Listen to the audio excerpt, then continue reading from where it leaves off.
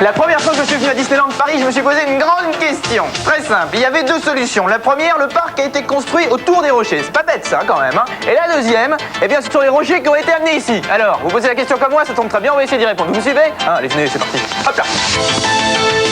Eh bien la solution, elle est très simple. Tous les rochers qui sont ici sont faux, ils ont tous été fabriqués sur place. Et vous voulez savoir comment? Moi aussi, ça tombe très bien, on découvre ça ensemble, c'est parti, allez hop là.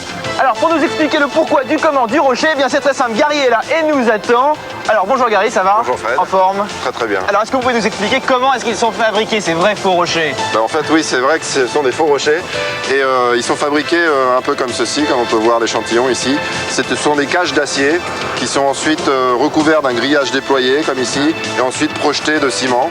Ouais. Et donc ils sont complètement creux.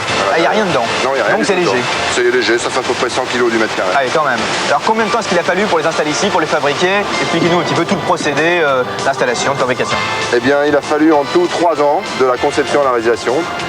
Une année pour fabriquer les maquettes, une autre année pour fabriquer les cages et les installer, et ensuite une année de sculpture que Patrick lui est en train de faire. Il y en a beaucoup ou pas des rochers sur le parc? Ça fait quelle taille à peu près? En tout, sur le parc, il y a 11 000 tonnes de ciment projeté sur ces rochers, c'est-à-dire en déployé, ça représente à peu près 90 000 mètres carrés. C'est considérable. C'est énorme. C'est énorme. Alors Patrick justement vient d'en parler, en train de travailler. Alors qu'est-ce que vous êtes en train de faire? Bonjour.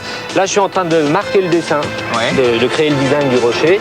Et avec des outils de sculpteur, je vais créer les volumes. C'est-à-dire que quand les rochers arrivent sur le parc ici, ils sont lisses et c'est vous qui donnez les volumes ici même, quand ils sont en place. Voilà, ça. On est parti de documents de rochers existants et ensuite on a chargé ces cages de ciment et avec des outils comme des brosses, des spatules, on vient les sculpter. Et il faut combien de temps pour arriver à vraiment donner un relief à un rocher? C'est fonction un peu du rocher.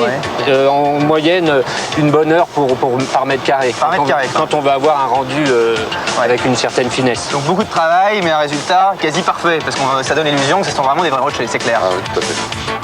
Voilà, c'est fini pour aujourd'hui. J'espère que vous avez appris beaucoup de choses. Alors maintenant, quand vous viendrez à Disneyland Paris et que vous verrez tous ces magnifiques rochers qui sont derrière moi, vous vous direz « Ah là là, mais quel travail il y a dessous, hein !» Alors maintenant, les petits gars, vous avez le droit de vous prendre pour des pirates avec la magnifique tête de mort qui se trouve juste derrière moi et qui est évidemment fabriquée